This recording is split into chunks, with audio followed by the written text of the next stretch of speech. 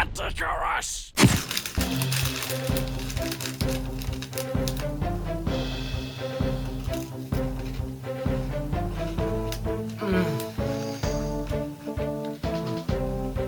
Oh, hi.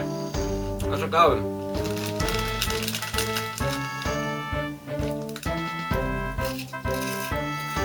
Let's talk about Crash Bandicoot. Good old Crash earned his universally successful debut on August 31st, 1996, and it was about this thing created by this guy who escaped from this guy because this guy is evil and wants to steal this thing's girlfriend and enslave humanity. A very basic gaming narrative formula, but nonetheless extremely successful, selling roughly 6.8 million copies worldwide as of today. The appeal to this game was the fact that it was just essentially the simplicity of the original Mario flipped into a 3D game, as in that you only use 2 action buttons and move around. Primitive, and not up to spec with Mario 64 at all, but as I said, effective. The series continued to evolve throughout the years and constantly add more meat to the bones with new power-ups, characters, environments, challenges, platforming styles, and even Different game genres altogether. and the company developing these great games was the strangely titled Naughty Dog, who may be known nowadays for the Uncharted series, as well as Jak and Daxter. And Naughty Dog were also churning out these games once a year. Impressive, guys. You think you're so tough? Hey, and do I look funny to you? Well, well. Okay, you're pretty tough. So everything was sailing smoother than Christopher Walken smothered in sunflower oil until... What's this? Naughty Dog? Fucking dropped? Crash Bandicoot? Why would they do such a thing? I don't know about you, but I can only see failure and misery after that choice. Oh yeah, kind of forgot about that. Yeah, I stand corrected. But yeah, they dropped Crash for other things, and so Eurocom Entertainment Software came along to leech off his success with Crash Bash. Wallop boom ting bang ding-a-ling what. The first Crash game after the departure of Naughty Dog. Which can only mean tears and utter resentment. Hey, at least Sony Computer Entertainment still had a part in it. It might just pull something out of the metaphorical hat. So you put the game in, close the lid, assault the power button, and BAM! It's Crash and Bash. And here we have the menu. As always, kick-ass music, as to be expected. And even Crash is doing... something? And we have a wide selection of things to press. The first thing that strikes your attention is Battle and Tournament. It's kind of like CTR, but a City Go-Go Cup! It shouldn't come as any surprise. I mean, CTR had multiplayer, but this is taking a platforming approach. So what exactly do they have in their metaphorical sleeves? Oh, now you decide to show descriptive text once I start moving? Thanks, game. Anyways, adventure ho! Sorry, please give me a second. I mean, just... Sorry, it's just that too many questions have flooded my mind right now. 2-player adventure? Interesting. Aku Aku and Uka Uka with lines of good guys and bad guys to pick from? Interesting. Tiny and Dingodile are on the good line? Interesting. Gorilla Monkey Anus Face, who isn't from any other Crash game and never appears in future installments? Interesting. Anyways, this is looking like a very interesting kind of game, know what I'm saying? I'm just gonna pick Crash because I'm pretty boring, and here we have the story. Now, I must admit, as far as plot goes, it's magnificently underwhelming for something that's presented so epically. It's kind of silly, really. Hey, listen to me, calling a game with a walking bandicoot silly. Oh, I'm smart. Basically, the plot is chugging along nicely, ultimately because Uka Uka and Aku Aku are bickering, as they say. So right from the get-go, you can tell this is going to be good when the entity of good and the entity of evil are having an epic squabble like an old married couple. And this obviously only leads to one way to settle it. Mindless violence! Not to mention they summon other people and make them undergo absolute carnage in order to determine who exactly is top dog. Or... Bandicoot, should I say? Hey, I'm amazing. Oh, give me 5. Anyone, give me 5. Anyone? No? Oh, well, fuck you then. But yes, that's all it is. They want to see who's indeed the better mask by sitting, or floating, back, while these innocent bystanders are thrown into tanks as they blow the everlasting eyebrows off of each other. That makes sense. Crashy bashy. And now that I have your undivided attention, I would like to take this time to address a few things in a little section I like to call the top whatever number reasons this intro makes no fucking sense whatsoever. Number 1. Why can't they fight each other? No, Uka Uka. The ancients would not allow it. Okay then. Number 2. Who are the ancients? These guys? Ancients? And 3. Why did you burn each other at the end of Crash 3? That looks like bloody fighting to me. Number 4. Why the strange choice of characters? And number 5. Isn't Brio a good guy in Crash 2? Why did he end up on Cortex's side all of a sudden? And what about Engine and Entropy? Instead we have old Bumface over here. And number 6. Crash, I'm sure what you're doing is incredibly relevant and really fun, but please stop. Can you not see how serious this is? Can't you? Ah, why am I complaining? Let's play some Crashly Bashley. Ashley. Mary-Kate.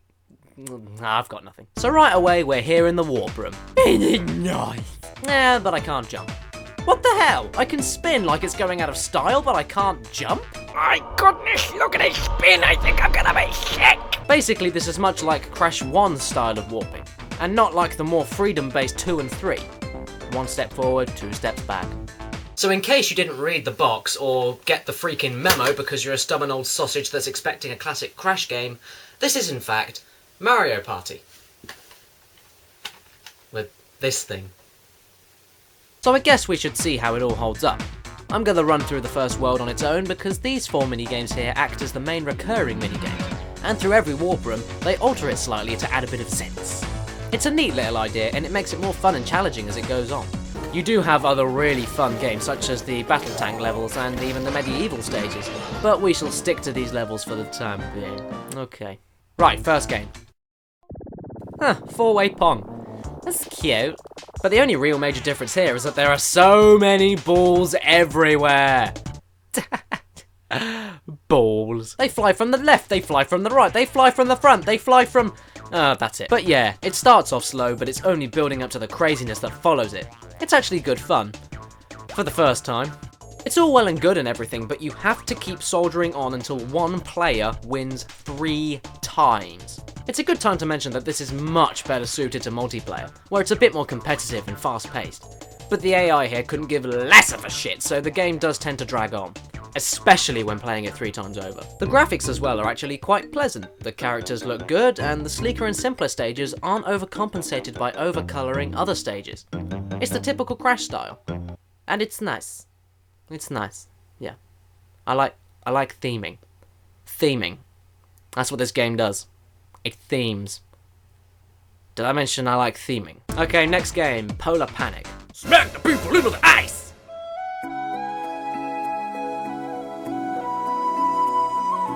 When it comes to playing something 3 times over, this is much more fun than Crash Ball, partly because of how quick a match can last. It's also pretty cool how in some minigames, depending on who you pick, can determine what special powers you have in different minigames. For example, in this game, everybody has a charge attack and a meter. If you pick Cortex or Brio, they will use their jetpacks to deliver a devastating blow to opponents. Unfortunately, the charge runs out completely after 1 use and you have to wait for a recharge. Dingodile and Ask for a Face both have the weakest charge, which is...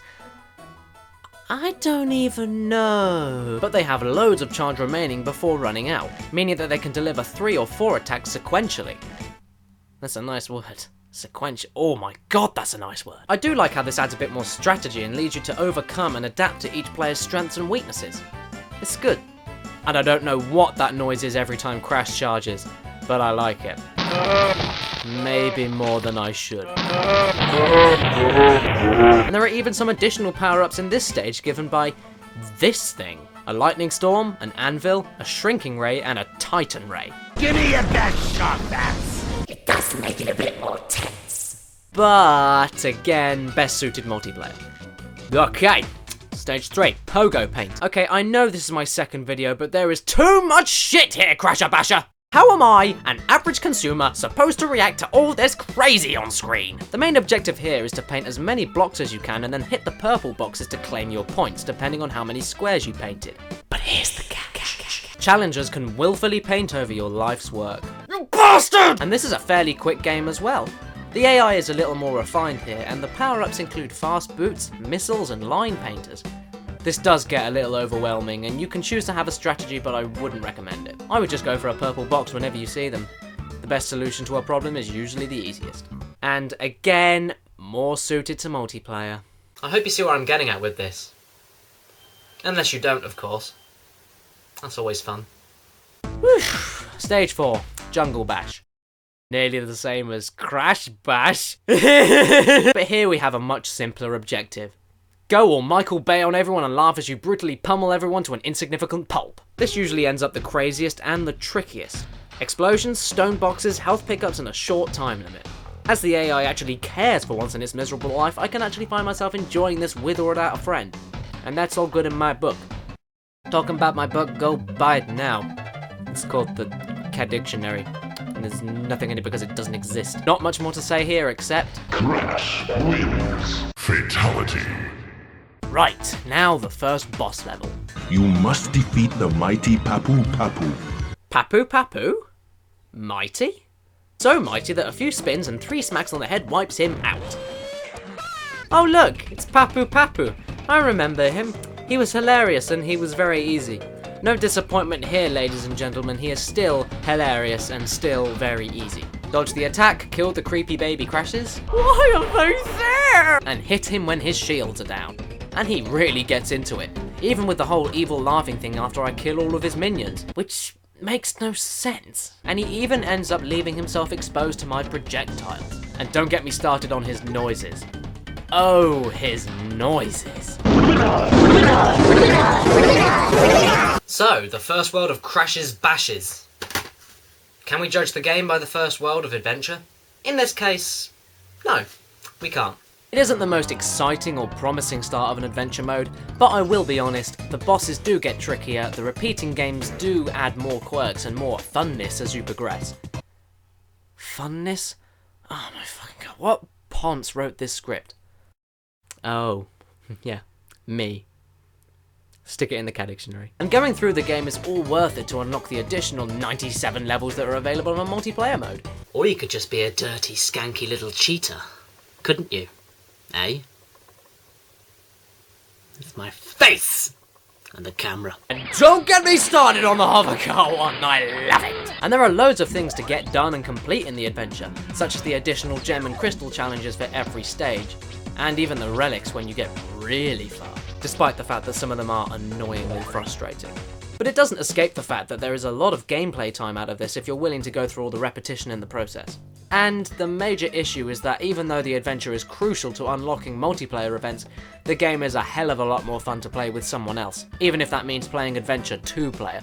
Just avoid playing this alone. It cries for a soulmate to play with nearly 24/7. As far as a party game goes with Crash Bandicoot, I would easily say that this game is really fun in some places, and definitely worth the pittance it would cost to buy nowadays. Little did the studio executives know that from this point onward, the Crash universe would forever plummet into the depths of oblivion. One mediocre game after another, further deviating from what made Crash so fun, and casting a shadow of sorrow over the valleys of original Crash fans. Don't get me started on Crash Boom Bang for the DS because I will easily go over it. You have a problem? You have a problem with what I just said? You want to say it to my face, bruv? Look at you, thinking you're all that? Come at me, bro. I dare you. I double dare you, bitch. Go home, granny. You're mad. Greetings and salutations, my beautiful people. Thank you very much for watching my very stupid video. If you like what you saw, then you can hit the like and the share button and leave a comment. If you didn't like what you just saw, then you can hit the like and the share button and leave a comment. And also there's more on my channel, so please go have a look. And don't forget to...